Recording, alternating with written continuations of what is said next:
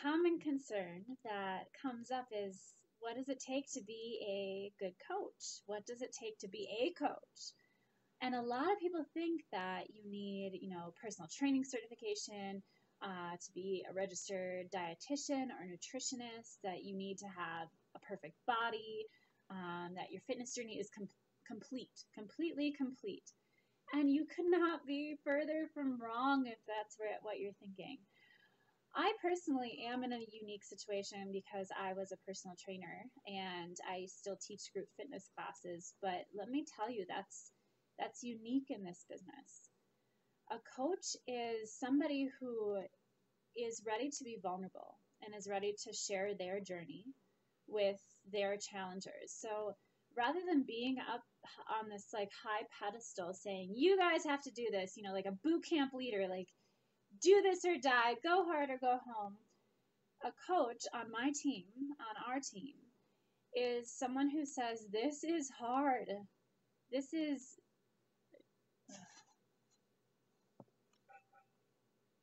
who says, this is hard.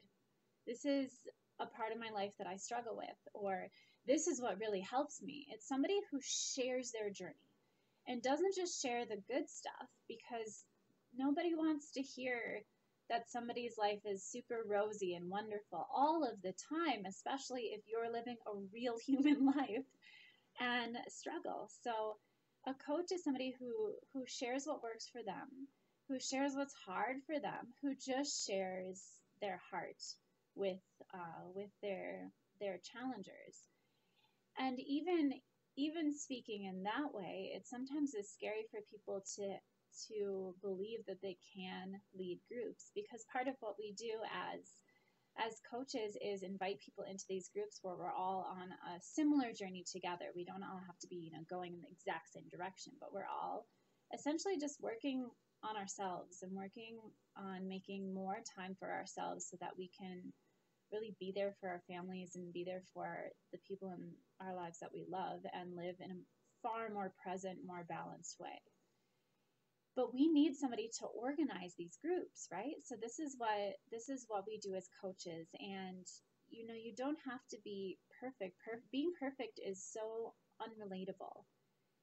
You do have to though be authentic and be willing to be raw and be willing to share your heart. Because if you think about the people that you really, I don't want to say look up to, but maybe admire or feel like you have a connection with,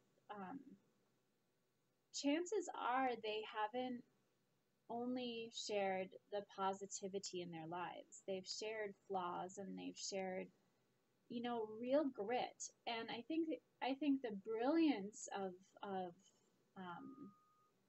having an optimistic outlook is being able to turn those struggles into kind of a positive, putting a positive spin on them, because it is about our outlook. I mean, it really is. We have such a range of experiences in our human beings, and as we are humans in this life, but in order to live our most optimal lifestyles, if we're able to find just a positive nugget to share with people, that can really make a huge difference in the lives of others. So, if you're thinking about becoming a coach, rather than thinking about all the reasons why you shouldn't, like, I've never tried a Beachbody program. Let me tell you, I had never tried a Beachbody program. I had only looked at the infomercials because I'm a weirdo who loves infomercials. Or I don't have a perfect body. I'm not at my goal weight. I'm not at my goal weight. Like, I am always working towards my goal. Maybe you feel like you know nothing about nutrition, you know nothing about fitness.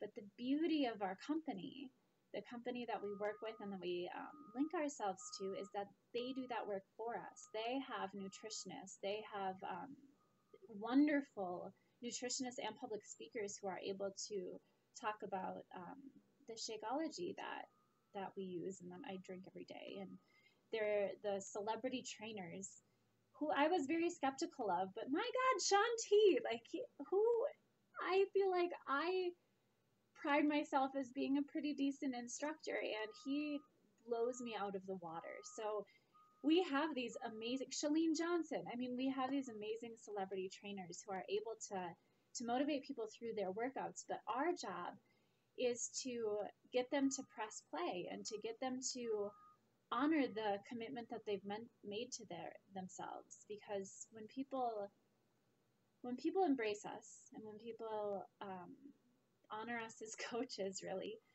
what they're doing is saying, I want to make a change in my life. And our role is beautiful and humbling because we are the people who get to help them move towards their goals. And we get to also share that we have difficult days too, difficult weeks, difficult months.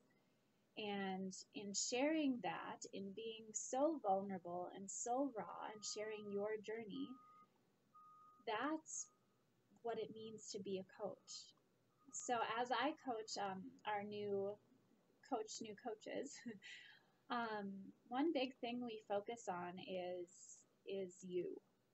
is developing your ability to speak about yourself honestly, and in setting goals for yourself. Because I mean, when I started, and like I said, I still am not like at my goal weight, but what I have had to work towards and my probably struggle for my whole life is to find balance and to find contentment in the present moment. So it's kind of this neat dual, we could even say non-dual experiment in striving and working towards being our best selves, like the best version of ourselves, while embracing who we are in this moment and saying, I accept you, girlfriend, in this very moment. So, just keep in mind that perfection is not relatable, and vulnerability really is real, authentic vulnerability, because there's something in sharing a piece of yourself that is so giving and so generous and so compassionate, because finally somebody can see your story and think, thank goodness I'm not alone. Or, if she can do this, if she can embrace this and has a story similar to mine, or just struggles that have a similar intensity of mine, then maybe I can do this too. Like you're able to give people hope. And beyond hope, you're able to give people action steps to work towards their very personal, their very particular goals. And I tell all my new coaches that as we're starting out as coaches, it's if you're already, like a perfect runner and a perfect, you eat clean all of the time like a robot, what do you have to share that is of your experience? Because we could throw recipes out there all day, and we could throw workout videos out there all day, which is one of my favorite things. So don't hate. But people want to be on the journey with you. People want to hear that you're starting a journey, or that you're in the middle, or that you've had a struggle, or that you've had a celebration. They want to be with you. They want to celebrate with you. So as you think about coaching, as you think about this tremendous, perhaps terrifying, but absolutely humbling and rewarding journey, keep in mind that it's just about you. It's just about you sharing you, your imperfections, your perfect imperfections, your life, your journey, and your heart. So that's what it takes to be a coach: a heart, and the ability, the willingness to be open in probably a very scary way. So there it is.